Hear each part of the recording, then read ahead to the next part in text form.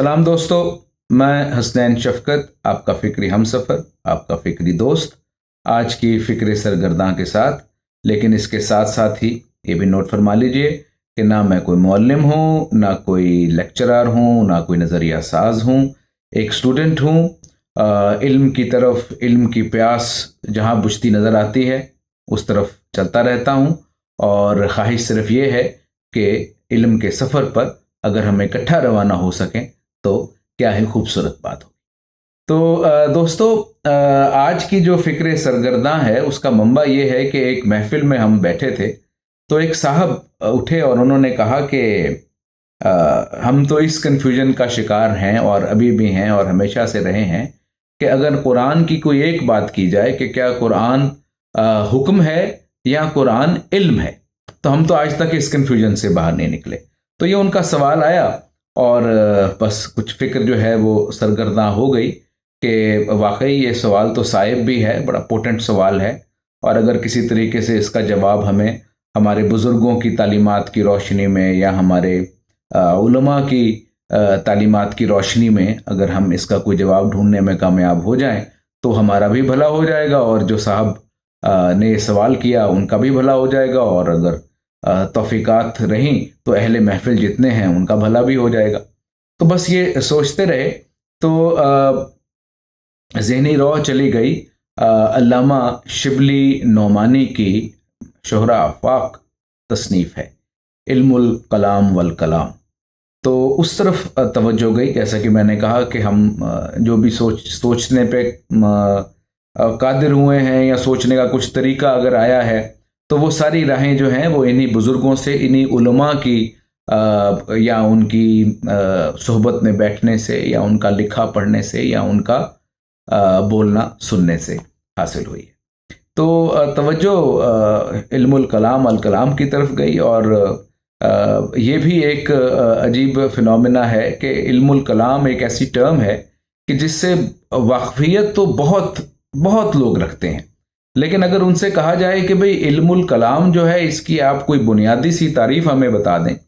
تو اس سے وہ قاصر رہتے ہیں، اور میں بھی بہت دیر تک اس سے قاصر ہی رہا، یہاں تک کہ علامہ شبلی نعمانی کی یہ تصنیف دوبارہ پڑھنے کا موقع ملا، اور شاید میں کہہ سکتا ہوں کہ دوبارہ پڑھنے میں، دوبارہ قرأت میں شاید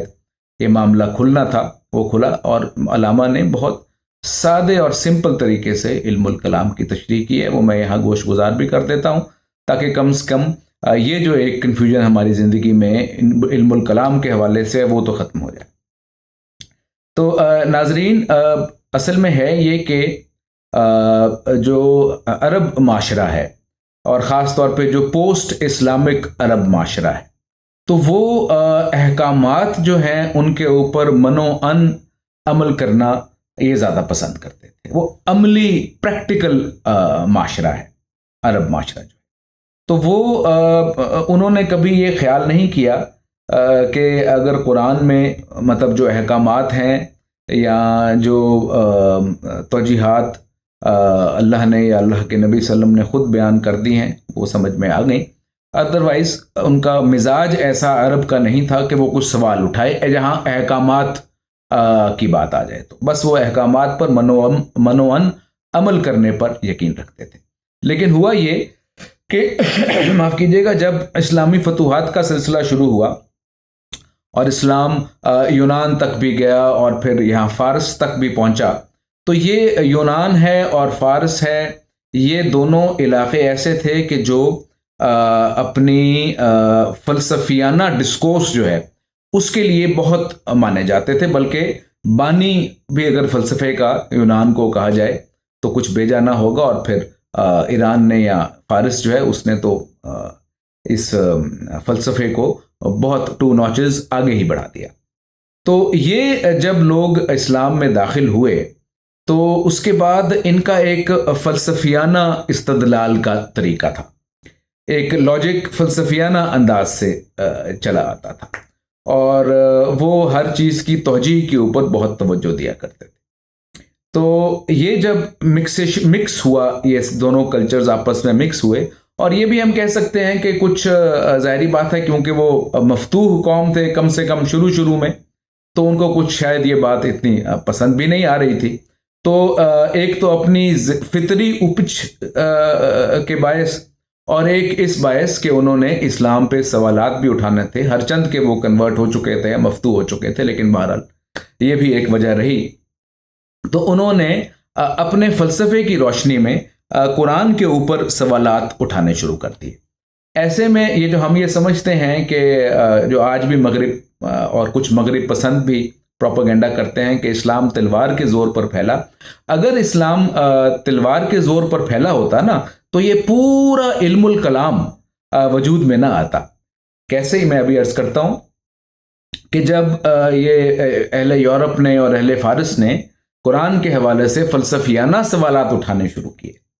तो उस वक्त फिर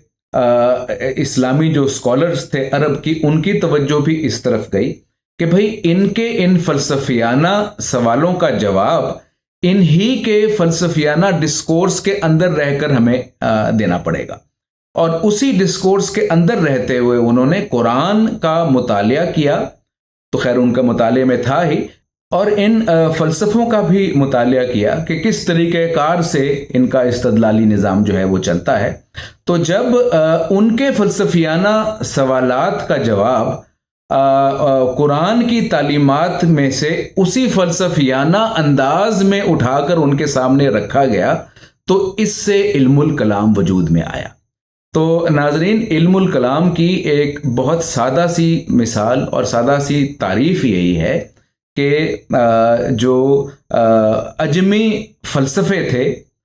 उनके अंदर जो सवालात उनकी ख़यालात और उनकी तरबियत के मुताबिक उठते थे, उसी पैराए में कुरान की तालीमात को उनको समझाने की कोशिश की गई, और इस तरह एक इल्मुल कलाम वजूद में आ गया। तो इसको कहते हैं इल्मुल कलाम। इल्मुल कलाम की एक शाख और भी है जो कि फ़िरक़ों के माबैन जो फ़िक्री और फ़लसफ़ियाना इख्तलाफ़ात हैं उस पर बात करते हैं, लेकिन बहरहाल वो दूसरी बहस है। बुनियादी तौर पर इल्मुल कलाम इसी को कहा जाता है। तो जब उन साहब ने ये सवाल किया, तो बेख्तियार मेरी तवज्जो अल्लामा शिबली नुमानी की इल्मुल कलाम वल कलाम पर गई, और मेरे जहन में एक मिसाल आई, और वो जो मिसाल मेरे जहन में आई, आते हैं गैब से ये मज़ामी ख्याल में, तो वो जो मिसाल आई तो उससे मुझ पर तो ये मामला खुल गया कि ये हुक्म और इल्म में कुरान जो है वो उसको हम बुनियादी तौर पर क्या करार दें। फिर मैंने अल्लाह से दुआ की कि जिस तरह तूने ये मामला मेरे दिल पे खोला है, इस सवाल करने वाले पर भी ये मामला खोल दे, अगर मैं दुरुस्त समझा हूँ बात को, और जो अहले महफिल हैं उन पर भी ये मामला खुल जाए। और मेरी दुआ यही है कि जो सुनने वाले भी हैं वो भी अगर इससे एग्री करें, या वो भी अगर एक रेजोनेंस में आए इस कॉन्सेप्ट के साथ जो मैं आगे बयान करने वाला हूँ, तो शायद उनकी भी एक ज़हनी गिरा जो है वो खुल सके, कम से कम इस हवाले से कि कुरान इल्म है या हुक्म है। तो एक मिसाल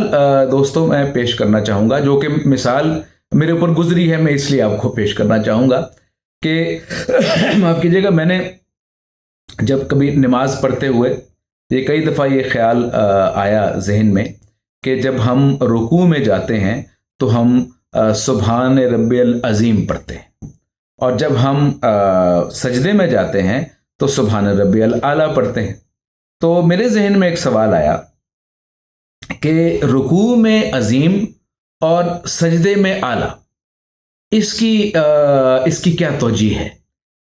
इसके पीछे इसके हिडन मानी क्या है,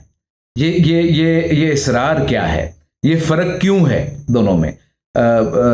रुकू में अज़ीम क्या मानी देता है और क्यों इस्तेमाल होता है, और सजदे में आला क्यों इस्तेमाल होता है और क्या मानी देता है। तो खैर ये सवाल कुछ देर मेरे साथ रहा, लेकिन इस महफिल में ये सवाल मेरे जहन में आया, और मैंने ये सोचा कि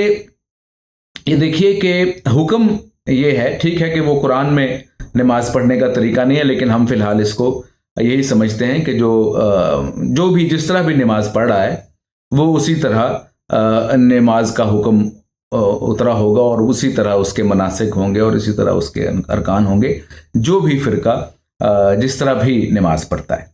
تو مثال کے طور پر اگر ہم لوگ جو ہیں سبحان ربی العظیم اور سبحان ربی الاعلیٰ پڑھتے ہیں تو ان دونوں میں کیا فرق ہے اور فرق کیوں ہے؟ تو حکم ہو گیا کہ عظیم رکوع میں ہے اور اعلیٰ سجدے میں، یہاں تک ہم نے مان لیا۔ اب یہ سوال اٹھ گیا اس طرح کہ میرے ذہن میں اٹھا، تو یہ اس سوال کو ایڈریس کرے گا علم الکلام۔ اگر آپ علم الکلام پہ دسترس رکھتے ہیں یا علم الکلام کے حوالے سے اگر یہ سمجھنا چاہیں گے، یا اگر آپ اس سفر پر اس سوال کے جواب میں روانہ بھی ہوتے ہیں تو وہ بھی علم الکلام ہی کہلائے گا۔ تو علم الکلام کی یہ سفیر ہے کہ جو اگر آپ نے اس حکم کے پیچھے فلسفہ تلاش کرنا ہے تو پھر آپ یہ فلسفہ تلاش کرنے نکل جائیے، اور اس پورے عمل کو اور جو علم آپ حاصل کرنا چاہتے ہیں اس کو ہم کہیں گے یہ علم الکلام ہے، جس کی وجہ سے ہماری یہ گتھی جو ہے یہ سلجھ سکے گی۔ تو اب یہ دیکھیے ناظرین کہ چلیے ہم نے گھوم پھر کے دیکھ لیا، ہر چند میری ذہنی اپج اتنی نہیں ہے کہ میں اس سوال کا جواب ڈھونڈ سکتا، میں اس سوال کا جواب نہ ڈھونڈ سکا ہوں، اور نہ مجھے معلوم ہے کیوں ہے، بس سوال میرے ذہن میں بھی تھا، آپ کے ذہن میں بھی تھا، بلکہ اگر اس کا جواب آپ کو ملے تو آپ ضرور مجھے کمنٹس میں بتائیے گا تاکہ ہم سب کا بھلا ہو سکے۔ لیکن میں نے سوچا یہ کہ اگر میں یہ سارا گھوم پھر کے واپس آ جاؤں اور مجھے پتہ بھی چل جائے کہ میں نے رکوع میں جا کے عظیم کہنا ہے اور سجدے میں جا کر اعلیٰ کہنا ہے، تو یہ سارا پتہ کرنے کے بعد کیا میں رکوع میں کوئی اور تسبیح پڑھوں گا اور سجدے میں کوئی اور تسبیح پڑھوں گا، یا یہی تسبیح پڑھوں گا؟ تو پڑھوں گا تو بھائی یہی تسبیح۔ فرق صرف یہ ہوگا کہ یہاں ایک طرف میں حکم کی بجا آوری میں پڑھ رہا ہوں، اور دوسری جانب میں گھوم کے پورا علم اور اس کی توجیہ تلاش کر کے یہاں پہ آیا ہوں، اور اب میں وہی کام کر رہا ہوں جس کام کا حکم تھا۔ تو اب آپ جس مقام پر، جس لمحے میں، جس ہنگام میں کھڑے ہیں رکوع یا سجدے میں جانے کے لیے، اس عین ایک مقام کے اوپر یہ قرآن کا معجزہ ہے کہ قرآن حکم بھی ہے اور قرآن علم بھی ہے۔ اگر آپ نے کسی اس کی توجیہ کی تلاش میں نہیں گئے، علم الکلام کا سہارا نہیں لیا، تو بھی آپ نے وہی عمل کرنا ہے جو آپ سارا کچھ سیکھ کے کریں گے۔ تو یہ معجزاتی طور پر یہ معاملہ یہاں پہ یوں کھلتا ہے کہ قرآن ایک ہی وقت میں، کیونکہ معجزہ ہے تو حکم اور علم دونوں ہونے پر قادر ہے۔ آپ ان دونوں کو اگر ہم میوچلی ایکسکلوسیو سمجھیں گے تو ایسی کوئی بات نہیں ہے۔ ہر چند کے نارمل فلسفے کی روح سے یہ دو الگ الگ سوال ہیں، اور ان کا کوئی نہ کوئی سوال کے نتیجے تک ہمیں پہنچنا بھی چاہیے۔ اگر ہم مغربی فلسفہ یا جو فارس کا فلسفہ ہے، جو اس کا طریقہ ہے، جو اس ڈسکورس کا طریقہ کار ہے، اس کو فالو کریں تو ہمیں ان میں دونوں میں سے کسی ایک پہ پہنچنا چاہیے۔ لیکن یہیں آ کر یہ راہیں جو ہیں یہ تھوڑی سی جدا ہوتی ہیں کہ جب قرآن کی بات آتی ہے تو وہ ہمارے پیمانوں کے اوپر پورا نہیں اترتا، وہ اپنے پیمانے معجزے کے پیمانے ساتھ لے کر آیا ہے، اور ایک ہی وقت میں حکم بھی ہے اور علم بھی ہے، جیسا کہ ابھی ہم نے اس بات کو سمجھا۔ میں پھر ریپیٹ کیے دیتا ہوں کہ اگر آپ کو جو حکم ہے نماز پڑھنے کے طریقے کا جو حکم ہے اور جو اس کی منازل پہ تسبیحات ہیں، وہ تسبیحات آپ اگر ان تسبیحات کے معنی جانے بغیر بھی پڑھ رہے ہیں تو آپ وہی تسبیحات پڑھیں گے، اور اگر آپ ان کے معنی سمجھ کر بھی پڑھ رہے ہیں تو وہی تسبیحات بھی پڑھیں گے۔ ان کے معنی سمجھنے میں، عقل استعمال کرنے میں، شعور استعمال کرنے میں، برین کو ڈپلوائے کرنے میں کہیں کسی قسم کی کوئی ممانعت نہیں ہے۔ جو بھی چاہے اس کے لیے یہ کھلا مقام ہے۔ اب تو علم الکلام ہمارے آبا نے اور بزرگوں نے ہمیں دے دیا، اس کے ذریعے آپ